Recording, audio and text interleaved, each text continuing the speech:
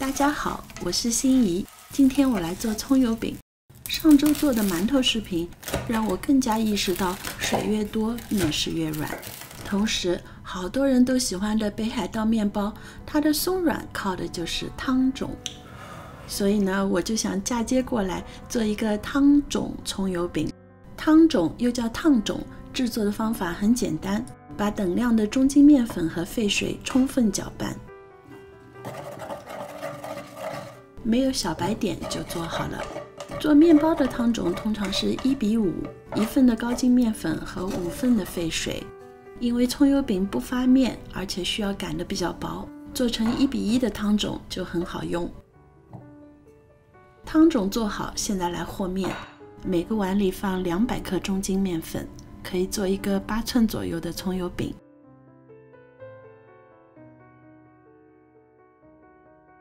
第一个盆 as it is 不加汤种，第二个盆里放入80克冷却了的汤种，第三个盆160克，第四个盆也是160克，但有个差别，它是我昨晚做好在冰箱里冷却1晚的，并且提早1个小时从冰箱里拿出来。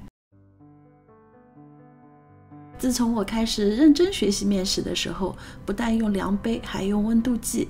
而今天你看到的测温器是我的手，水的温度是 lukewarm， 我们的体温就可以了。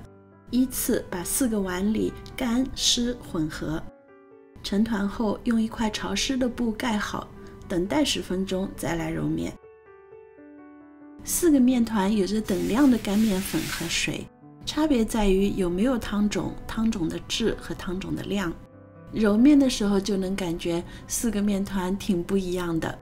1号面团是没有汤种的，特别容易揉，而且手感很好。10分钟后，面团变得黏而不粘，就揉好了。我来拉一拉，给大家看一看它极好的延展性。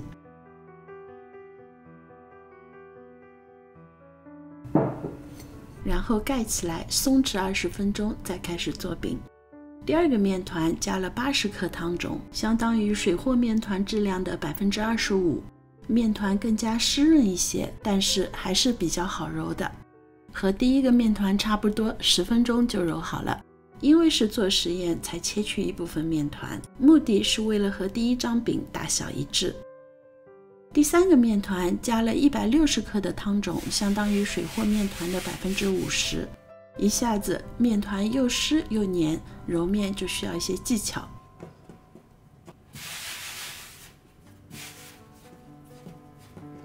揉面的目的是为了起筋性，而揉面的过程中又不得不撒干面粉。再回到片头所说的，葱油饼的软就是要水分多，所以它的关键就是薄面，薄薄的一层面。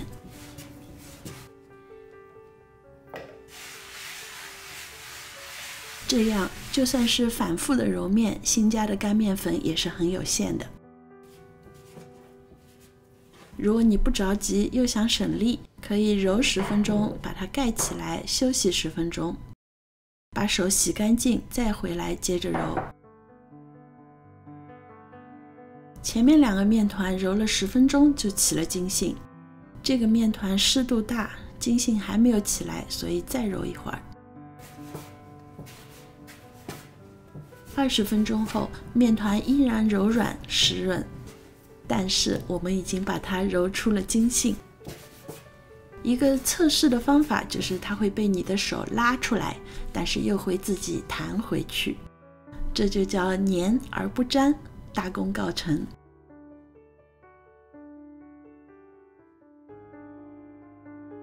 同样把它盖好，松弛20分钟。现在来揉最后一个面团。材料用量和第3个面团完全一致，唯一的差异就是汤种在冰箱过了夜。一摸面团，心中禁不住欢喜。隔了夜的汤种不知道有什么神奇，让这个面团变得太好揉了。这个时候也领悟到为什么面食高手会说面团太小，非常难揉。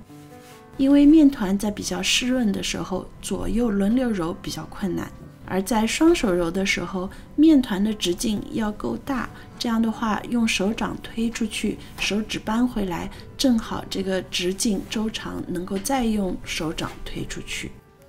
像这样面团比较小的时候就比较尴尬，所以呢，如果每次用400克面粉做2张饼，揉面可能更轻松。这个面团10分钟就揉好了，你看看它的筋性。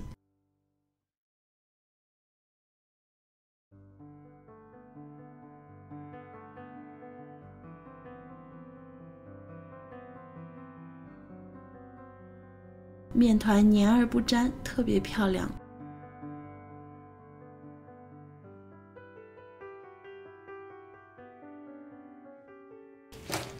然后准备好葱、油、盐。做饼的方式很多，但是它的目的是一样的，就是要分出层次，而且要均匀地分布它的味道。桌面上铺一些薄粉，把松弛好的面团轻轻地移架放在桌面上，再轻轻地把它整圆，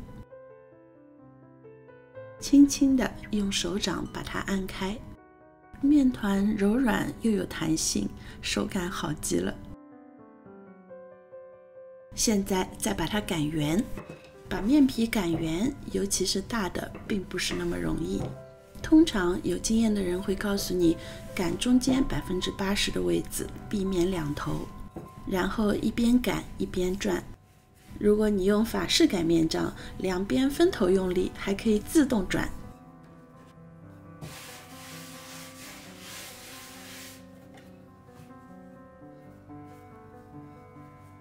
但是有的时候都做到了，还是擀不圆。其实面皮擀得好，它的最大秘密是在揉面。如果你的面皮比较厚实，很难擀开，那就是你和面的时候水分太少。那下次做的时候就要多加一些汤种或者是水。如果你的面片特别容易粘在桌上，你可能会以为是汤种或者水太多了，其实是面还没有揉透，筋性还不够。所以呢，重要的是再说一遍，就是揉面是关键。摸一摸面片是否均匀，哪里厚就再擀一下。面片擀得薄，层次分得多，葱也包得多。但是如果太薄，那就会露馅儿。一般我会擀到3毫米左右。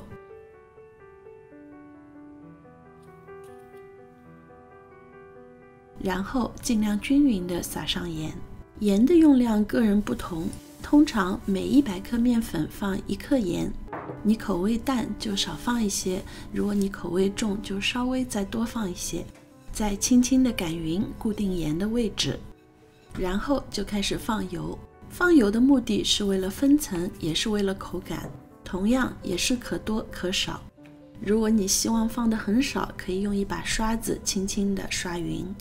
上海人一般放得多一点，所以拎起4个角，很容易的就把它摊匀了。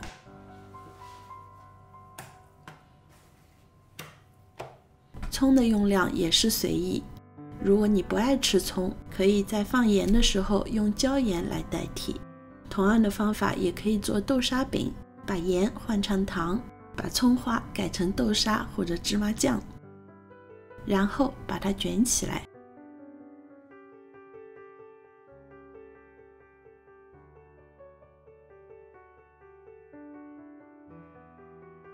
卷的时候稍稍用力，不要在饼里流出气泡。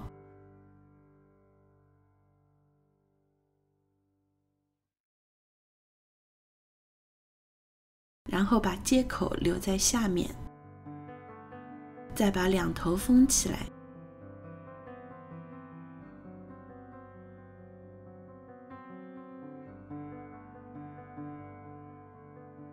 这个时候，为了增加层次，你可以像我这样把它扭一扭，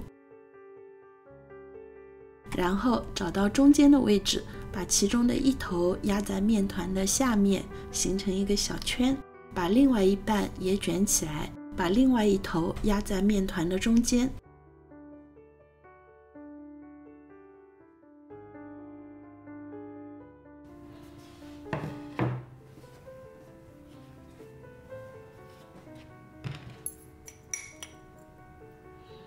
饼已经做好，至少松弛10分钟。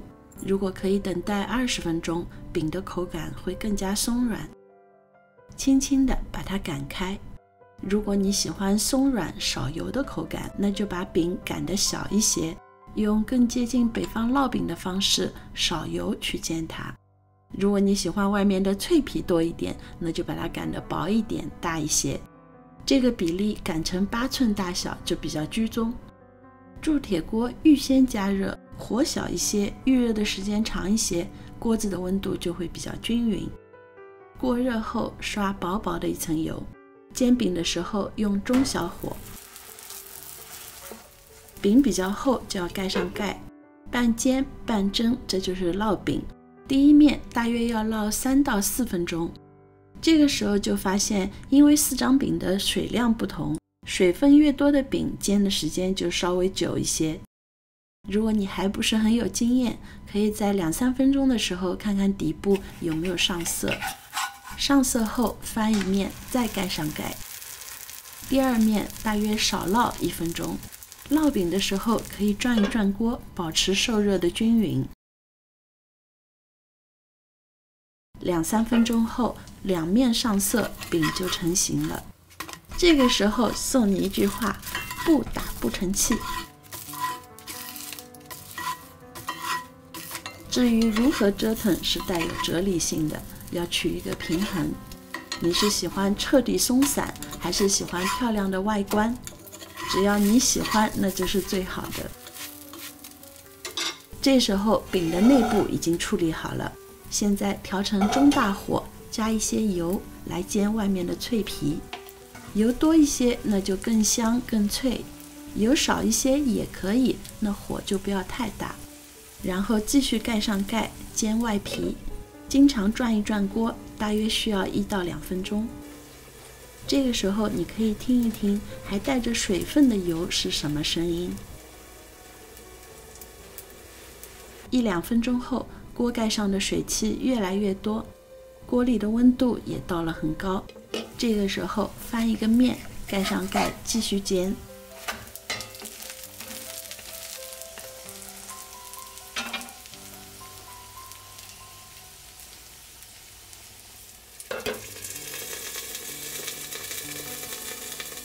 这个时候你也可以注意听一听，水分越来越少，变成了爆油的声音。1-2分钟后，已经香气四溢，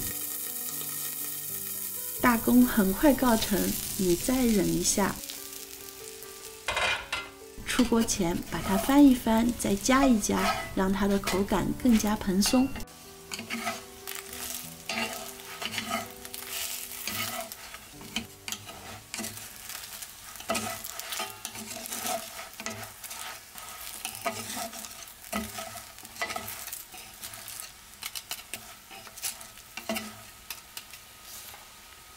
终于把饼做好了，你也辛苦了。4个饼都已经做好，凭手感和外貌，我已经知道哪张最好吃。但是为了和大家比较一下，我们从第1张饼开始吃。第1张饼没有汤种，给它发一张揉面奖，因为又快又方便。如果你看过我之前的葱油饼视频，你就会看到这个饼已经进步了，相对层次多又松软，主要的差别就是揉面的时间比以前大大的增加了。第2张饼放了水和面团25%质量的汤种，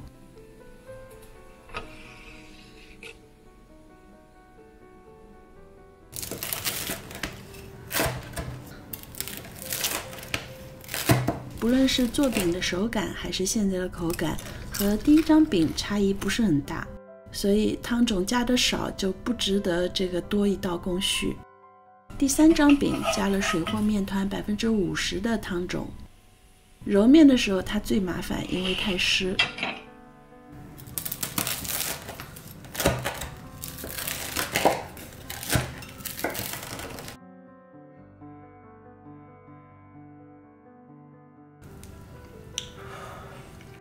但是在吃的时候心花怒放，它的外皮又薄又脆，饼的层次又多又软，好吃极了。这是我做过的最好吃的一张葱油饼。现在来看第4张饼，里面的汤种是放在冰箱的。从揉面的简易程度来说，它排第2名。尝一尝，我有点惊讶。